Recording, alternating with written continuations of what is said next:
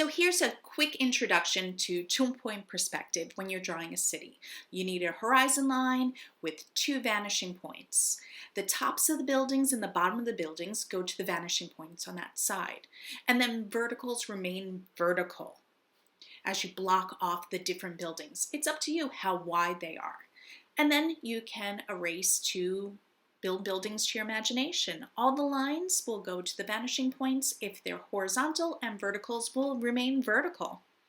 Here are a few student examples. Now these were done while we were in the classroom, so they're going to vary from the ones that you're going to be able to create at home, but you can get an idea of how creative you can get with your buildings, what kind of imagination you can use, and how you can include the inspiration city into the architecture.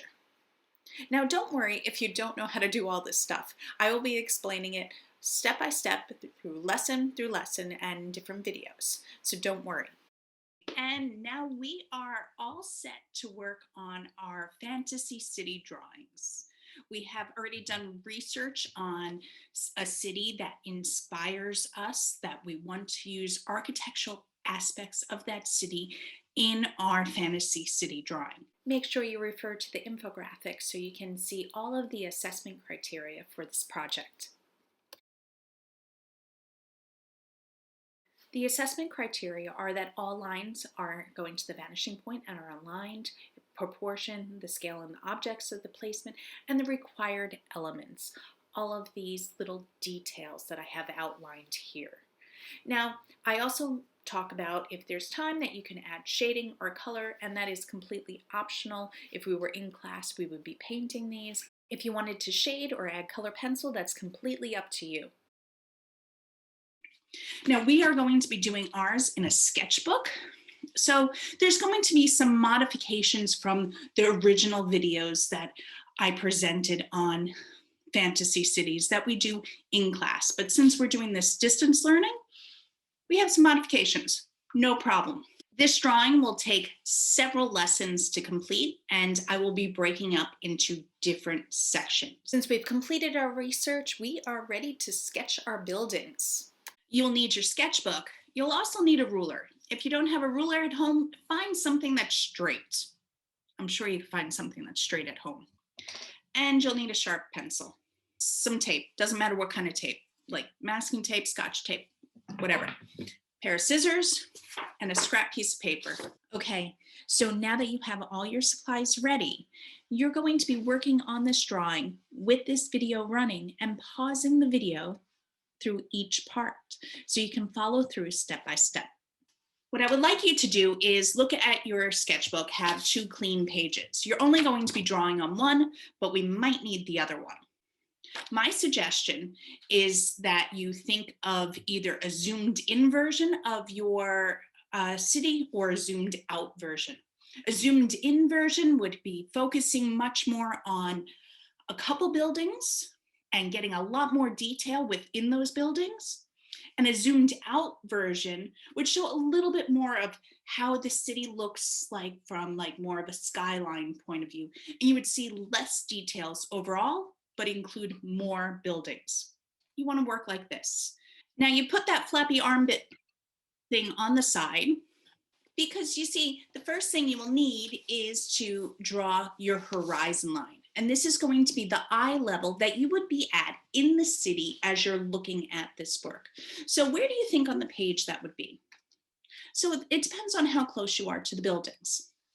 I think somewhere below the halfway mark, probably around here is good. So what you want to do is you want to measure that out. And I'd like you, even though we're going to be drawing here, you're going to extend your line out onto this paper. You want to draw your horizon line very lightly because we're going to erase it later. We need to make an extendable arm because our horizon line is too short. Cut a piece of paper, add tape onto one end. Okay, now this is where the flappy arm bit comes in. Our drawing is going to be mainly here, but our vanishing points need to be off of the page. So we're going to have a vanishing point over here, and well, we need another one over here. So we're going to extend, we have a little flappy arm extender that we're going to put on our page. And here it is taped on the back. And I'm going to continue my horizon line and draw it all the way out here, trying to keep the line as straight as possible. And now we have to identify 2 vanishing points. You want to keep them anywhere out on this line. The further away from your drawing, the more realistic it will look. If you have them too close, it'll kind of look a little too forced, and that's actually a term called forced perspective. So I'm going to put 1 vanishing point here and 1 all the way out over here. It's okay if they're not equidistant away, because it depends on how you look at a city block. For example, we're going to be looking at a corner of a city block. So if you see right now on my book, if I'm looking at this in 2-point perspective, we see about the same amount of this side of the book as this. And that means that these vanishing points would be equidistant away. They would be about the same amount of distance on either side. But if we see more of one side, that vanishing point is way far away, while this one is quite close. So you can play around with them and have them at different distances. And it just means that you'll be looking at the corner of the city in a slightly different angle. Once you have those points made, we have to find out where the corner of our first building is going to be. You want to choose somewhere in the center-ish of your page that you're drawing on, okay? This line has to go through the horizon line, above and below, but not all the way to the bottom, because we need room for a sidewalk. And this is how tall your corner building is going to be. So if you have a skyscraper, that's going to be pretty tall. If it's just like a normal house or a couple-story building, maybe it's not quite as tall. So here's the corner of my first building. And then if I was just going to have all the buildings the same exact height, I could just draw a line from here to there, here to there, and then from here to there, and here to there, and they would all be the same height. But your fantasy city, one of the requirements is that your buildings are various heights. So you can't quite do that. But we can start off with figuring out the tops and bottoms of our corner building. Once the horizon line and vanishing points are drawn, figure out the number of buildings you want, their placement, and their height. Don't worry about roof lines or windows or doors or anything like that yet. If they have pitch roofs or curved roofs or any other design roof, we will deal with that later. First, we have to think of the basic architecture.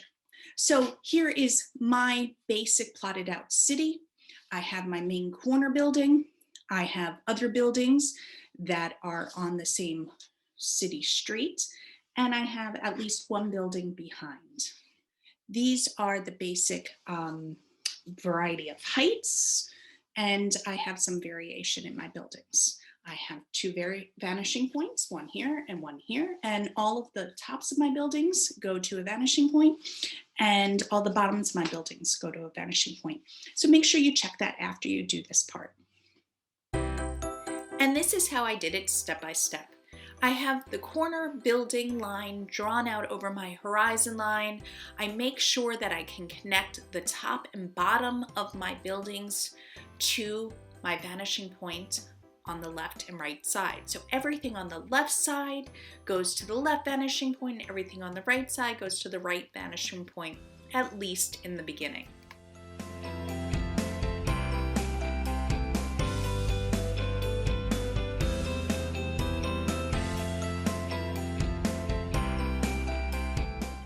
Now, as I start adding other buildings, shorter buildings are super easy. You just draw the top, slightly shorter than your corner building. The taller buildings, you have to continue a line going up, and the left side of the building, if it's on the right side of the street, will go to the left vanishing point, and the right side of the building will go to the right vanishing point.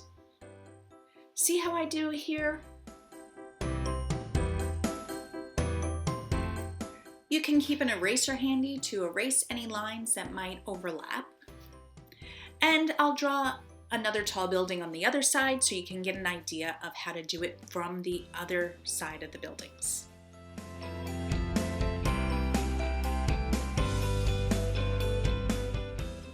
Now your landscape cityscape might be a little bit empty, so you may want to add in buildings behind. And you can do this by just adding a vertical line behind your buildings and bringing the right side down to the right vanishing point and the left side down to the left vanishing point, and there you will have more buildings in the background. You can do this a number of times as well. I only included one in mine. In lessons 4 and 5, we will work on doors and windows. Don't forget to post your photo of your drawing on the first slide of your Jamboard so I can give you feedback, and that way we could avoid any problems down the road. Don't forget to post that photo.